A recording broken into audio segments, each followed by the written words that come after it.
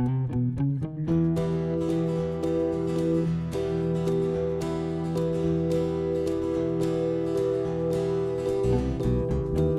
sort de son lit, tellement sûre d'elle. La scène, la scène, la scène, tellement jolie, elle m'ensorcelle. La scène, la scène, la scène.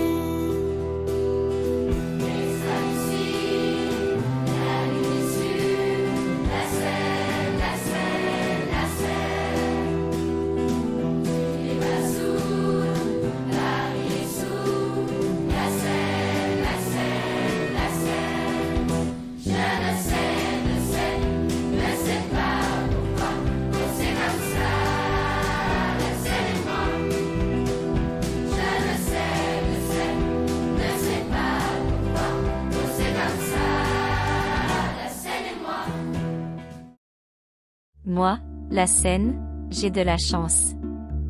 Je n'ai pas de soucis. Je me la coule douce. Le jour comme la nuit. Et je sors de ma source. Tout doucement sans bruit. Et sans faire de mousse. Sans sortir de mon lit. Je m'en vais vers la mer. En passant par Vilaine. J'ai de la chance. Je n'ai pas de soucis.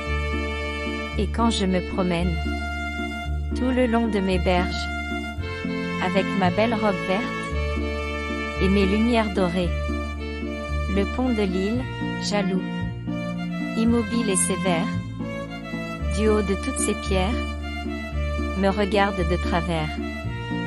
Mais moi, la Seine, je m'en balance. Je n'ai pas de soucis. Je me la coule douce. Le jour comme la nuit. Et je m'en vais vers le Havre. Et je m'en vais vers la mer. En passant comme un rêve. Entre mes merveilleuses rives vilainoises. Il est vrai que tu sors de ton lit moins souvent qu'autrefois, mais quand tu l'as fait, beaucoup d'eau a coulé sous le pont. Les Vilainois qui habitent à proximité de tes rives ont alors passé des moments peu paisibles, et ont dû quitter leur maison.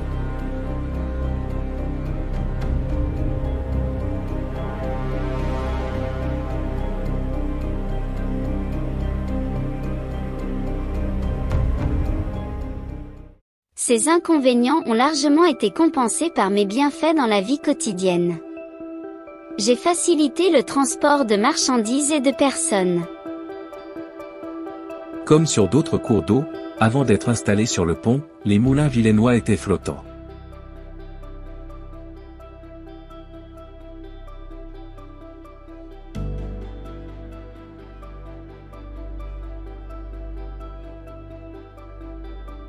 En 1811, le meunier fit bâtir un moulin sur le pont par un entrepreneur, demeurant près la machine de Marly. Une nuit, peu avant Noël 1814, une arche du pont s'écroula et le moulin fut détruit. Jean-Baptiste Hameau, alors marchand épicier à Marly-le-Roi, le fit démolir pour en bâtir un autre, avec des dépendances et une petite écurie. Depuis l'Antiquité, les poissons avaient été des moyens de subsistance pour des pêcheurs et leurs familles, tout le long de mes rives. Les ponts et les retenues des moulins ont été des zones privilégiées de pêche, en raison des mouvements de l'eau favorisant son oxygénation. À Vilaine, tous les restaurants proposaient des poissons pêchés par des habitants qui avaient fait leur métier de leur capture dans la Seine. Dès le dernier quart du XIXe siècle, la pêche est devenue un loisir pour les Parisiens qui passaient les fins de semaine de la belle saison à Vilaine et y résidaient en été.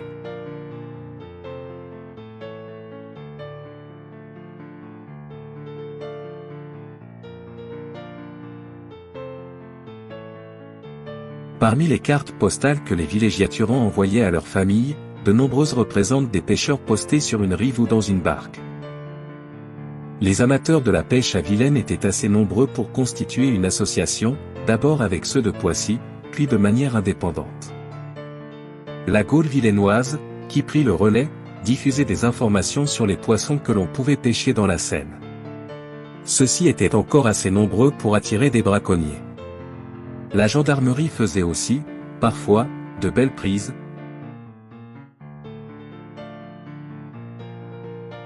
La baignade devrait être bientôt à nouveau autorisée en aval de Paris, tout particulièrement à Vilaine comme autrefois. Des épreuves sportives officielles s'y étaient même déroulées. Une plage existait déjà dans la commune. Elle était située dans l'île de Vilaine, sur le grand bras de la Seine. Cette année-là, a eu lieu une fête de la natation de la plage de Vilaine. La Société sportive et nautique avait prévu de proposer à nouveau une fête vénitienne à la fin du mois de juillet 1914.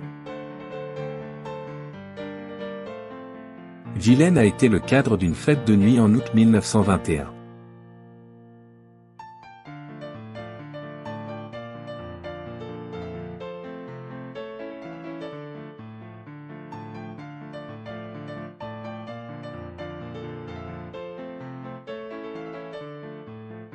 Lors de la fête nautique de juillet 1925, qui se termina par un feu d'artifice, de nombreuses barques étaient illuminées avec un goût parfait.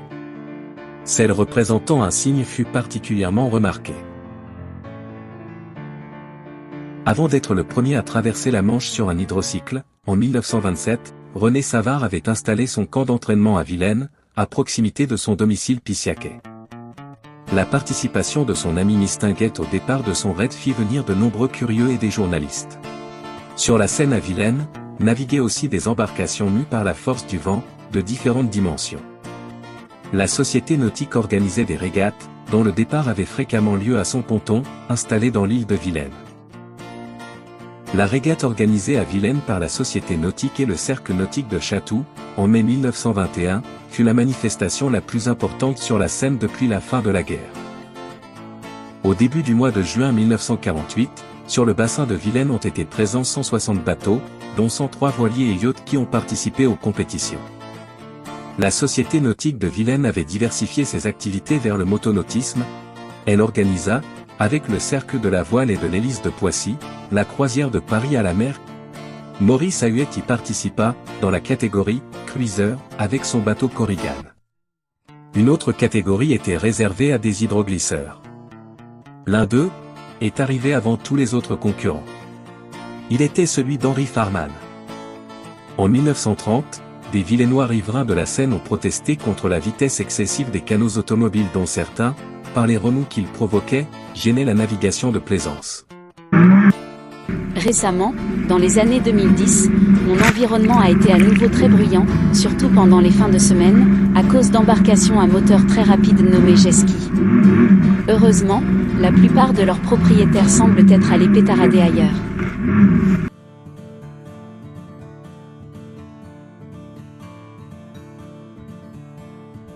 Le fleuve s'élargit, peuplé d'îles ravissantes. Des arbres énormes couvrent les petits bras. Nous sent enfin la campagne. Le courant galope dans les cours d'eau peu profonds, la yole légère glisse et court, évite les pieux d'un ancien moulin, passe comme un trait sous un petit pont qui paraît, de loin, large comme un trou d'aiguille et fait frissonner les voyageurs. J'allais parfois rendre visite à mon ami Médané Émile Zola, auquel j'avais fourni un bateau pour lui permettre d'aller de sa maison à son pavillon, le Paradou, de l'île de Platet.